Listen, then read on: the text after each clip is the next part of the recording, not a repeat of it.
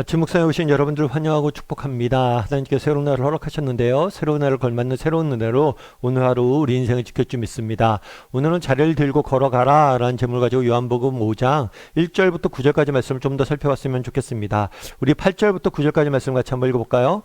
예수께서 이르시되 일어나 내 자리를 들고 걸어가라 하시니 그 사람이 곧 나아서 자리를 들고 걸어가니라. 이날은 안식일이니.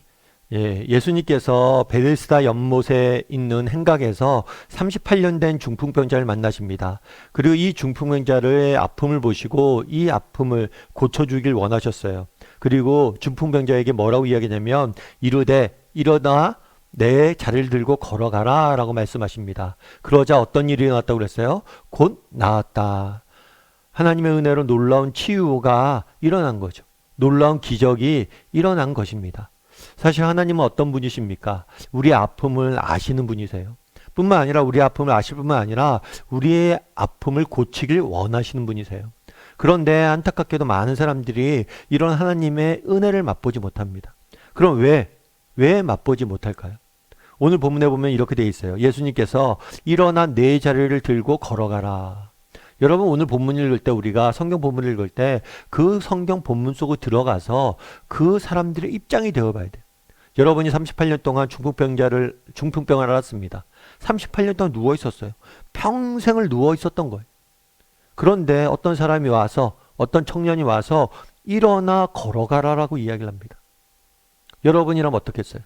어떤 주사를 놓은 것도 아니고 어떤 치유를 한 것도 아니고 말씀 그냥 한마디 한 거예요. 일어나 걸어가라. 이 말을 듣고 여러분들은 어떤 느낌이 드셨을까요? 아, 내가 일어나 걸을 수 없어서 평생 이렇게 누워 있는 거야? 이 사람 말도 안 되는 이야기를 하네 라고 무시할 수도 있어요. 하지만 이 중풍병자는 이 말씀에 의지하여 뭐예요? 용기를 내고 일어나 걸었던 거예요. 오늘 본문에 드러나 있지 않지만 오늘 본문은 그렇죠. 간단하죠. 일어나 걸어가라 이야기했습니다. 그리고 그 사람이 곧 나아서 걸었다라고 이야기를 해요. 하지만 이 사이에 무엇이 있었던 거예요? 이 예수님의 말씀을 의지하고 이 말씀에 순종해서 일어나 걷는 이 중풍병자의 모습을 보게 되는 것. 여러분 우리도 마찬가지. 정말 예수님께서는 하나님께서 우리의 인생의 문제를 해결하길 원하십니다. 우리 인생의 문제를 고치길 원하세요. 그런데 우리가 갖고 있는 선입견은 뭐예요?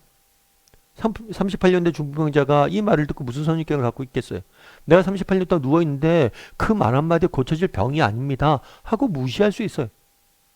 그런데 무시하지 않고 그 말을 듣고 정말 그 말을 의지하고 그 말을 신뢰하고 예수님을 바라봤기 때문에 그는 걸을 수 있었던 거예요. 우리도 마찬가지. 정말 하나님께서는 해결하지 못할 문제가 없습니다. 정말 우리의 아픔을 아시고 우리의 아픔을 고치길 원하세요. 그러면 이 은혜를 어떻게 맛볼 수 있냐? 정말 하나님께서 우리 아픔을 고칠 수 있다는 사실을 믿고 그분을 의지하고 그분께 나아가야 되는 거예요. 그런데 우리가 많은 경우 그러지 못하는 거죠. 정말 하나님께서 내 인생의 문제를 아실까? 고칠 수 있을까? 이건 하나님이라도 안 돼. 라는 생각, 선입견에 사로잡혀 있으니까 하나님의 음성을 못 듣는 거예요. 바라기는 정말 우리가 인생의 문제를 여러 가지 만나죠. 그 문제를 만났을 때 그걸 하나님께 정말 가져갔으면 좋겠어요. 어떤 문제라도 우리 하나님 고칠 수 있다라는 사실을 믿고 그분을 신뢰함으로 그분 앞에 가지고 나갔으면 좋겠어요. 그러면 하나님께서 뭘 하는 거예요? 우리 아픔을 고치실 거예요. 그런데 오늘 본문에 보면 또 한 가지 재밌는 표현이 있어요. 그건 뭐냐면 일어나 걸어가라. 그러니까 단순히 예를 들어서 이 사람이 평생 누워 있었잖아요. 그럼 일어나 걸어가라 라고만 이야기해도 돼요. 일어나서 걸으라고. 그런데 중간에 어떤 표현이냐면 내 자리를 들고 일어나서. 그 당시 어디에 있었습니까? 베데스다 연못에 있는 연못 근처에 행각에 이 사람이 자리를 깔고 누워 있었어요. 그런데 네가 일어나 걸어가되 어떻게 걸어가냐면 네가 깔고 있던 자리를 들고 걸어가라는 거예요. 그럼 왜 자리를 들고 라는 표현을 썼냐는 거예요. 자리를 쓴 표현은 무엇일까요? 우선 첫 번째로 알 수 있는 건 뭐냐면 그날에 이루어진 치유가 완벽한 치유라는 것을 보여줘요. 단순히 못 걷던 사람이 걷게 된 것뿐만 아니라 물건을 들고 다닐 정도로 완벽히 나았음을 보여주기 위함이에요. 뿐만 아니라 이 내 자리를 들고라는 표현은 완벽히 치유했다는 사실뿐만 아니라 더 중요한 의미를 보여주고 있어요. 그건 뭘까요? 다시 이 자리에 오지 말라는 거예요. 그날에 왜 이 중풍병자는 이곳에 있었습니까? 베데스다 연못에 물이 넘치면 제일 먼저 들어간 사람은 나을 것이라는 허황된 신화를 믿고 있었죠. 그 신화를 믿고 그 물 넘치기만을 기다리면서 생각에 누워 있었던 거예요. 그런데 다시는 이곳에 오지 말라는 거예요. 다시는 이런 헛된 신화를 믿고 바라고 살아가지 말라는 거예요.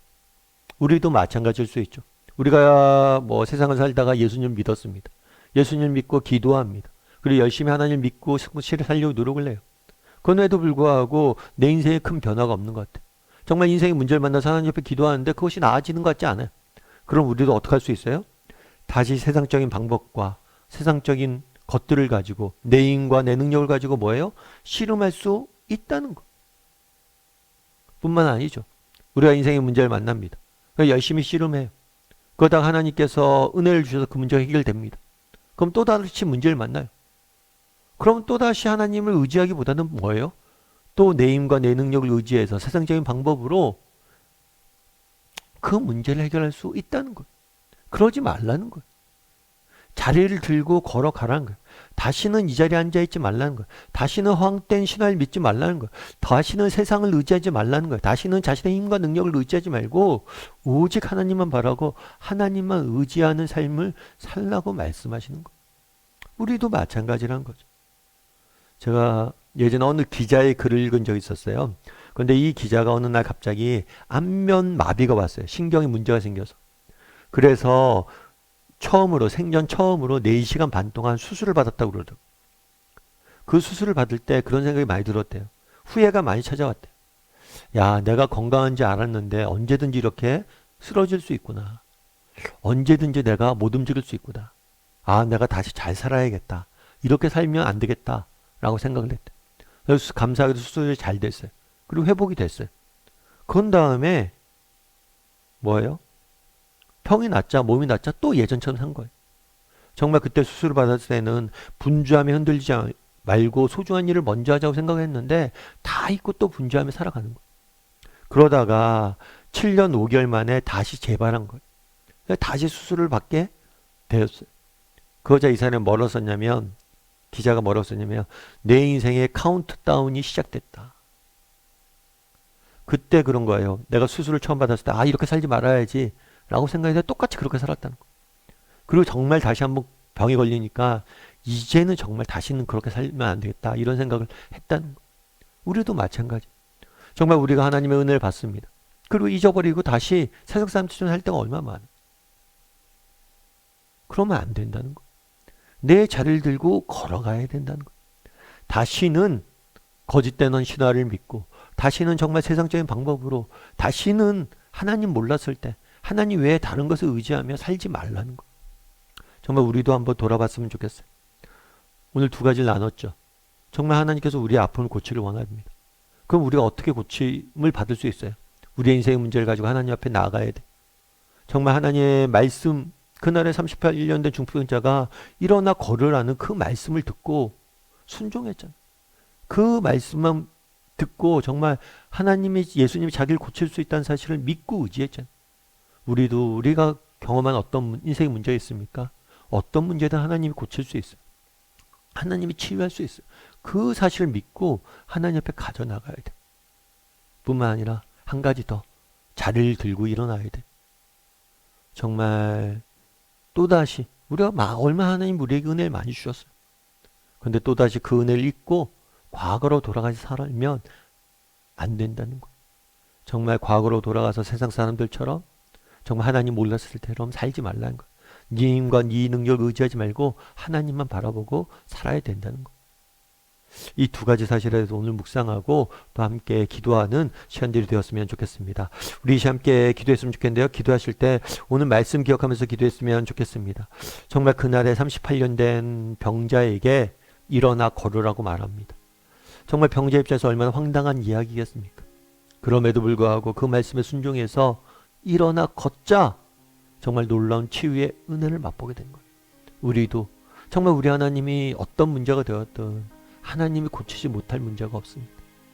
이 사실을 믿고 하나님 앞에 우리의 인생의 문제를 드릴 줄 아는 사람들이 되게 달라고 기도했으면 좋겠습니다.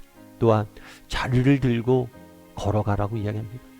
다시는 헛된 신화와 다시는 세상적인 것들을 의지하지 말라고 이야기합니다. 그런데 우리는 어떻습니까? 예수를 믿는다고 하면서도 여전히 헛된 신화와 세상적인 것들을 의지하고 살아가지 않습니까? 하나님이 내 인생에 많은 은혜를 주셨는데 그걸 다 잊어버리고 세상 사람처럼 하나님 몰랐을 때처럼 살아가고 있진 않은지 돌아보고 정말 자리를 들고 걸어갈 줄 아는 사람이 되게 해달라고 이 시간 목소리로 같이 기도하도록 하겠습니다. 같이 기도하시겠습니다.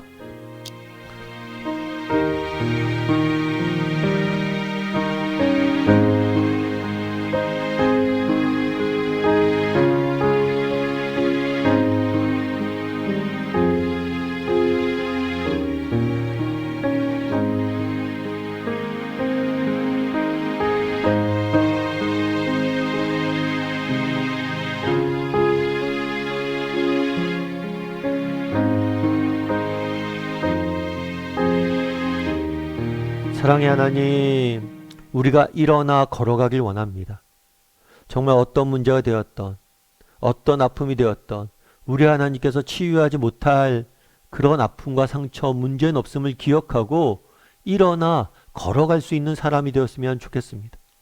또한 우리가 자리를 들고 걸어가는 사람이 되었으면 좋겠습니다.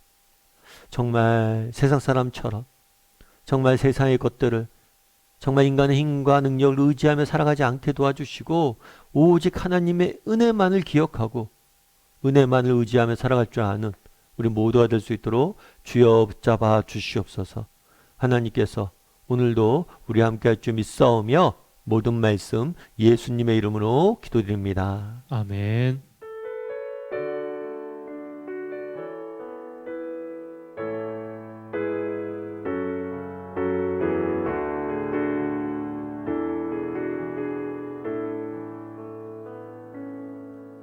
믿음과 삶을 살아내는 실력이 너무나 다른 내 모습을 볼 때에 이 모습도 주가 사랑하실까 자신 없는 내 모습 그저 주님 앞에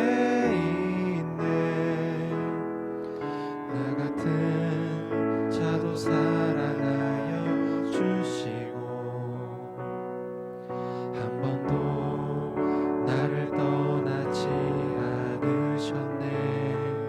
아픔 속에 주를 찾게 여긴 날 꾸짖지 않으시고 내 손 잡아주시네. 오직 주님 안에 두려움 없네. 고난을 통해 날 만드심을 믿네. 주님만이 내 모든 것 되시네.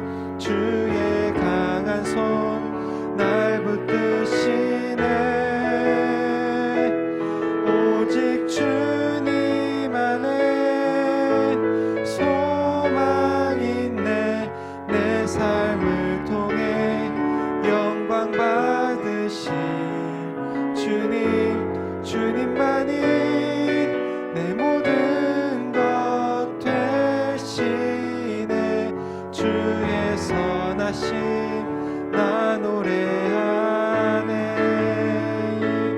오직 주님 안에 두려움 없네.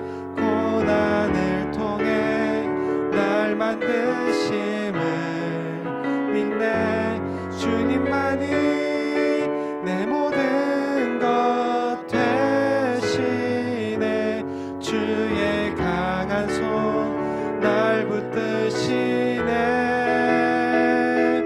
오직 주님 안에 소망 있네. 내 삶을 통해 영광 받으실 주님, 주님만이 내 모든 것 되시네. 주의 선하심 나 노래